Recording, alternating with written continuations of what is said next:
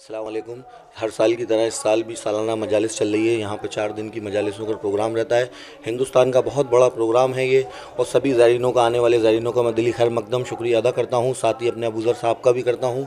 और यहाँ पर ज़्यादा से ज़्यादा हम प्रोग्राम में मोमिनीन को परेशानी ना हो यहाँ पर मजालिस में आने में, और मेरी टीम और यहाँ के सभी युवा जितने भी कार्यकर्ता हैं यहाँ पे हमारी कौम के और दीगर कौम के यहाँ मजलिसों में, प्रोग्रामों में शिरकत करते हैं और ज़्यादा से ज़्यादा ज़ायरीनों की खिदमत में रहते हैं। और यहाँ पे प्रोग्राम से मैं बचपने से यहाँ पे आता हूँ, बचपने से यहाँ कुछ मुझे सीखने को मिलता है। और यहाँ पे सभी लोग कुछ ना कुछ सीख कर जाते हैं यहाँ से, सभी की मुरादें यहाँ पूरी होती हैं। और मैं यही चाहता हूँ सभी ज़्यादा से ज़्यादा यहाँ लोग आएँ, और किसी भी तरीके की किसी भी ज़ायरीन को परेशानी ना हो, हमारे ज़ायरीनों को किसी भी तरीके की यहाँ परेशानी नहीं हो, और जितने भी लोग हैं सब यहाँ से दिल खुश होकर जाएँ और कोई परेशानी नहीं हो। खुदा हाफिज़।